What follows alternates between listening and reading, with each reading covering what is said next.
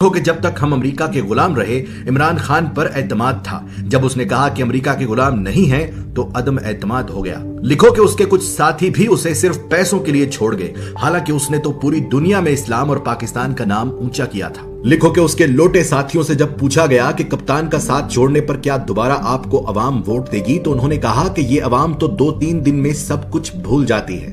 لکھو کہ تاریخ میں پہلی مرتبہ عدم اعتماد آیا اور وہ بھی اس وزیر اعظم پر جس پر کوئی کرپشن کا الزام تک نہیں تھا۔ لکھو کہ جاوید لطیف نامی نون لیگی رہنما نے سرعام ٹی وی چینل پر کہا کہ ہاں ہم نے پیسے دے کر M&As خریدے ہیں، اور یہ سن کر بھی الیکشن کمیشن نامی مقدس گائے سوئی رہی۔ لکھو کہ جہاں ایک نکاح منسوخ کرنے کے لیے بھی جج وجہ پوچھتا ہے، وہاں 22 کروڑ آبادی کے ملک کے وزیر اعظم کو ہٹانے کی وجہ نہ کسی جج نے پوچھی نہ کسی الیکشن کمیشن نے۔ لکھو کہ جہاں رشوت گناہ کبیرہ میں آتی ہے وہاں پیسے اور عہدوں کے لیے M&As نے ڈائریکٹ گولیاں لگوائیں۔ لکھو کہ جب عمران خان نے پاکستان کو آزاد کرنا چاہا تو اسے جھکانے کے لیے سارے سیاستدان مل گئے۔ لکھو کہ الیکشن کمیشن نے ہمیشہ عمران خان کی حکومت کے خلاف فیصلے کیے لیکن وہ پھر بھی مقدس ہی رہی۔ اس نے امین علی گنڈا پور کے بھائی کو صرف اپنے حلقے میں جانے پر نااہل کر دیا لیکن M&As کو خریدنے پر بالکل سوئی رہی۔ لکھو کہ ایمان کی اس خرید و فروخت نے پھر سے اس امریکی کو صحیح ثابت کر دیا جس نے کہا تھا کہ پاکستانی پیسے کے لیے اپنی ماں تک بیچ دیتے ہیں۔ لکھو کہ جب بغیر کسی قصور کے اسمبلی میں تماشا لگایا گیا تو از خود نوٹس لینے والے بھی تماشائی بنے۔ لکھو کہ پیٹ سے سوچنے والوں نے امریکہ اور مغربی ممالک کے غلام سیاستدانوں کا ساتھ دیا۔ لکھو کہ وہ مرد مجاہد یہ جانتے ہوئے بھی حق پر کھڑا رہا کہ پیسے میں بڑی طاقت ہوتی ہے۔ لکھو کہ اسلام کا نام لے کر سیاست کرنے والوں نے اس شخص کی مخالفت کی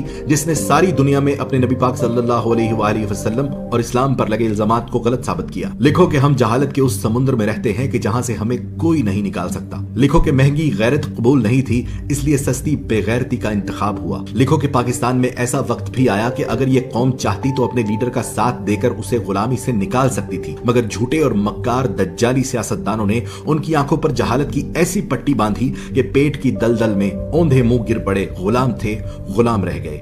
غلاموں کے لیے اچھی خبر یہ ہے کہ اللہ نے اس قوم پر ترس کھا کر ایک بہادر لیڈر دیا جو ان کی غلامی کی زنجیریں توڑنا چاہتا ہے، پر اس قوم نے کہا کہ میں امریکہ اور مغرب کا غلام تھا اور رہوں گا، میں غلام ابن غلام ابن غلام ابن غلام۔ وقت نے ثابت کیا کہ بر صغیر کی یہ مٹی بڑی بے وفا ہے، یہ اپنے جگانے والوں کو خود مار دیتی ہے۔ جیسے بنگالیوں نے مار دیا مجیب الرحمان کو، پاکستانیوں نے مار دیا لیاقت علی کو اور گاندھی کو مار دیا ہندوؤں نے، اسی طرح عمران خان جو پاکستان کو پاؤں پر کھڑا کرنا چاہتا ہے، انصاف کا نظام قائم کرنا چاہتا ہے، غریب اور امیر کو ایک جیسی زندگی دینا چاہتا ہے، اس کی زندگی میں بھی کچھ ایسا ہی موڑ ہے۔